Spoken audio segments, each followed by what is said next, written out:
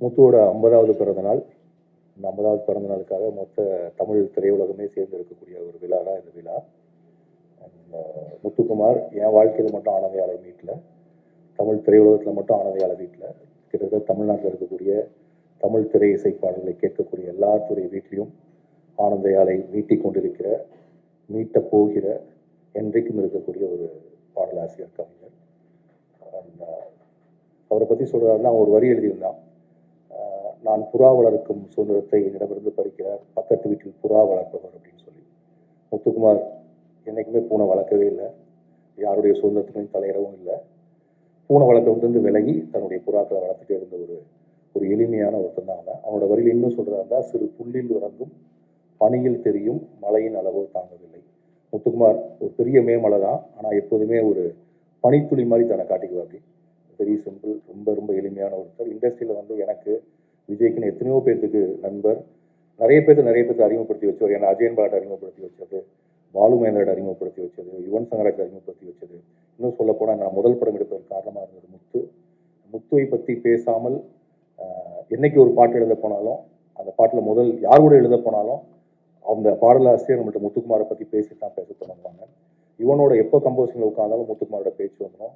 AL Vijay பார்க்குறப்பெல்லாம் முத்துக்குமாரோட பேச்சு இருக்கும். முத்துக்குமார் போனதற்கு பிறகும் முத்துக்குமாருடைய நண்பர்கள் என்னுடைய நண்பர்களாக இருந்துகிட்டே இருக்காங்க. அண்ட் இந்த விழா முத்துக்குமாரை தமிழகம் முழுக்க கொண்டாடப் போகிற ஒரு விழா. முத்துக்குமாரினுடைய சாதனையை, முத்துக்குமாரனுடைய வரிகளை என்றைக்கும் தமிழகத்தில் நிலைத்திருக்குமாறு செய்யக்கூடிய விழா. இந்த விழாவிற்கு மீடியா முழுக்க சப்போர்ட் பண்ணோம். அண்ட் இண்டஸ்ட்ரியிலேருந்து எல்லாருமே வர்றாங்க, கிட்டத்தட்ட எல்லா மியூசிக் டைரக்டர்ஸும் வராங்க, எல்லா ஆர்டிஸ்ட்டும் வராங்க. அண்ட் தமிழ் சினிமாவில் இதற்கு முன்பு நடந்திராத ஒரு விழா. முத்துக்குமாருக்காக நாம் அனைவரும் ஒன்றிணைந்திருக்கிறோம் என்பதில் மிக்க மகிழ்ச்சி. வாழ்த்துக்கள், நன்றி. எல்லாருக்கும் வணக்கம். ஃபஸ்ட்டு நான் ஏசிடிசி அவங்க டீமுக்கு தான் ரொம்ப ரொம்ப தேங்க்ஸ் சொல்லணும். Hemanth director and joint director Saran, அவங்க 2 பேரும் தான் இந்த விழா இவ்வளோ பெருசாக நடக்கிறதுக்கு மிக முக்கியமான காரணம். அந்த ஈவெண்ட் டீமுக்கு ரொம்ப ரொம்ப நன்றி இண்டஸ்ட்ரி சார்பாக. இது நான் 2016 போகிறோன்னு நினைக்கிறேன். 2016 ஆகஸ்ட் 14 அந்த ஒரு மிகப்பெரிய ஒரு இழப்பை இண்டஸ்ட்ரி நாங்கள் பர்சனலாக எல்லோரும் சந்தித்தோம். அந்த தருணம் அப்போது எனக்குலாம் ஞாபகம் இருக்குது. ஒரு 2 நாள் கழித்து செல்வமணி சார் எல்லாரையும் அசோசியேஷன் கூப்பிட்டாங்க, டைரக்டர் அசோசியேஷன் கூப்பிட்டாங்க எல்லோரும் போயிருந்தோம். சார் உடனே ஒரு விழா எடுக்கணும் முத்துக்குமார் சாருக்கு அப்படின்னு சொல்லி இதை இனிஷியேட் பண்ணதே முதல்ல செல்வமணி சார் தான் ஃபஸ்ட்டு. ஆக்சுவலாக அவங்க தான் இதை இனிஷியேட் பண்ணி இதை உடனே கொண்டு போனோம். இது ஒரு விதை போட்டதே செல்வமணி சார் தான். அந்த மீட்டிங்கில் லிங்குசாமி சார் எல்லாருமே இருந்தோம். அன்றைக்கே நடக்க வேண்டிய விழா ஏதோ ஒரு சில காரணங்களால் தள்ளி போய் இவ்வளோ விஷயம் வந்திருக்கு. இது இண்டஸ்ட்ரியோட ஒரு விழாவாக தான் நான் பார்க்குறேன். இது தனிப்பட்ட ஒரு எல்லா டைரக்டர்ஸ்க்கும் ஒரு பெரிய தொடர்பு இருக்குது, எல்லாரோடையும் தொடர்பு இருக்குது அவருக்கு. பட் ஒரு இண்டஸ்ட்ரி விழா அது. இதில் எல்லாருமே கலந்துக்கிறாங்க. குறிப்பாக சொல்லணுன்னா, நான் இப்போது சொன்ன ஒரு ஃபோன் தான் பண்ணேன் லிங்குசாமி சாருக்கெலாம். அவங்க இது எங்கள் ஃபங்க்ஷன் அப்படின்னு சொல்லி வீட்டு ஃபங்க்ஷன் சொல்லி தனஜயன் சார் இருக்கட்டும், சரி செல்வமணி சார் இருக்கட்டும், உதயகுமார் சார் எல்லாருமே சொல்கிறேன். இப்போ அஜயன் பாலா சார் அவங்களாம் நாங்கள் ரெகுலராக, பாபா சிலத்துறை சார்லாம் நாங்கள் ரெகுலராக பேசிகிட்டு இருக்க ஒரு விஷயம்.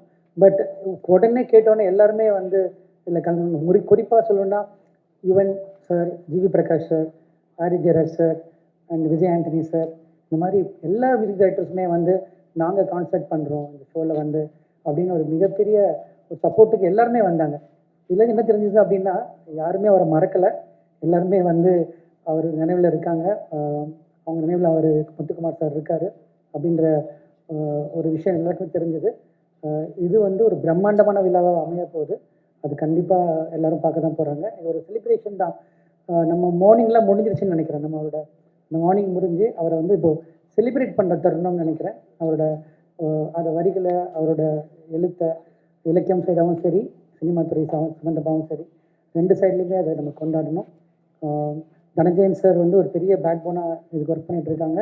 அந்த ACDC team please support this. And அவங்க குடும்பமாகவும் சேர்ந்து இதை பெரிய வெற்றியாக மீடியா மூலியமாக நாங்கள் கேட்டுக்கிறோம். இதை பெரிய வெற்றியாக அமையணும்.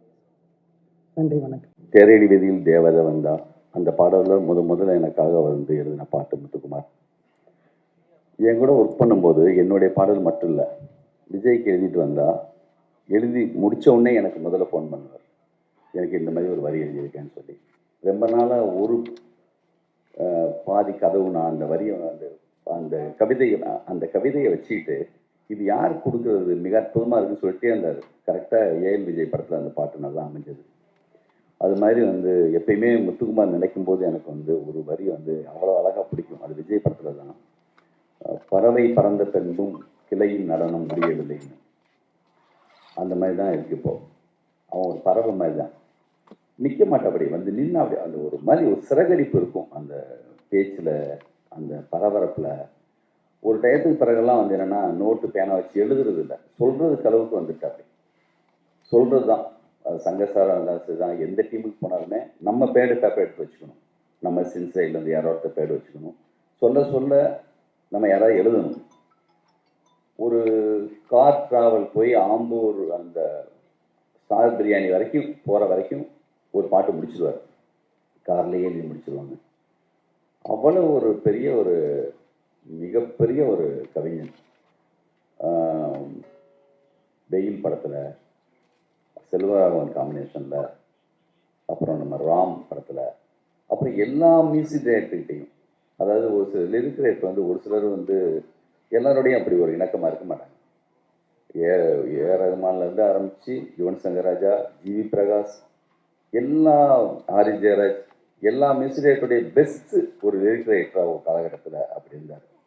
ஒரு வருஷத்தில் கலைஞர் சார் சொன்ன மாதிரி 180 பாடல், அந்த அளவுக்கு ஒரு 6-7 வருஷம் தொடர்ந்து முதல் இடத்துல அது வந்து அவ்வளவு தூரம் எழுதின ஒருத்தர். எங்கள் கம்போசிங்கில் வந்து என்னென்னா எந்த தயக்கம் பயம் ஒரு மியூசிக் டைரக்டர் என்ன நினைப்பாங்க அதை பற்றி யோசிக்காமல் யுவன் சங்கர் ராஜா சாருடைய டியூனை அவன் மாற்றி விட்டுருவாங்க. சார் இப்படி 2 போட்டுக்கலாம், கால்கள் 4 ஆச்சு, கைகள் 8 ஆச்சு, என்னாச்சு ஏதாச்சு அப்படியே ஃப்ளோவில் சொல்லுவார். சார் ஒரு லாங் ஒன்று போடலாமா சார், குட்டி குட்டியாக ஒன்று போட்டோம்னா டியூன் மாறும் சார் அப்படின்னு ரொம்ப ஒரு பார்த்தாலே நமக்கு எனர்ஜி வரும். அவ்வளோ மோர் பாசிட்டிவ். ஒரு மிகப்பெரிய ஒரு முதல்ல வந்து அவனுடைய கவிதை தூர் கவிதை வந்து எங்கள் ஞாபகம் இருக்குது. படைப்பாளி சங்க சார்பாக பிரச்சனைகள் வந்தப்போ பாலுமேந்திரா சார் தான் அந்த கவிதை சொல்கிறாரு. எல்லாருக்கும் யார் அந்த முத்துக்குமார்னா யார் அப்படி சொல்லி எல்லாம் அப்படி பார்க்குற அளவுக்கு சுஜாதா அதுக்கு பிறகு அவருடைய கவிதைகளை எல்லாம் தொடர்ந்து சொல்லி சினிமாவில் வந்து அது இந்த விழா உண்மையிலேயே ஒரு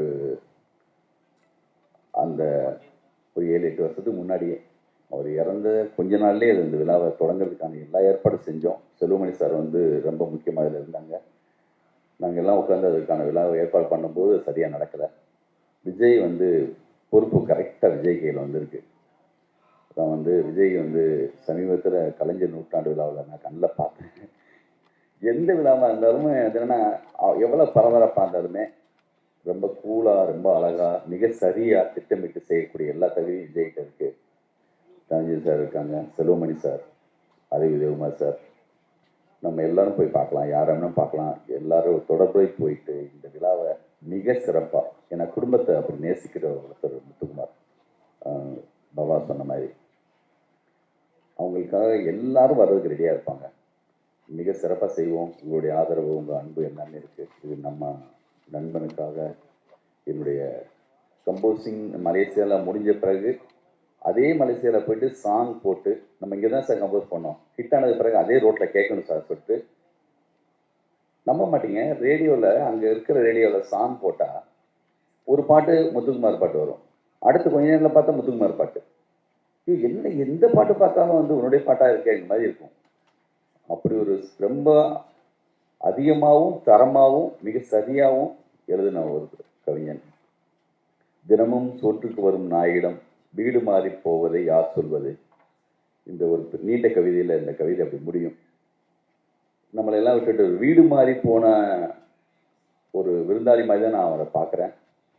எப்போதும் அவங்களோட நினைவுகளோட மாபெரும் விழாவை உங்களோட சேர்ந்து நானே இருந்து செய்வேன்னு இங்கே சொல்லிக்கிறேன். நன்றி, வணக்கம்.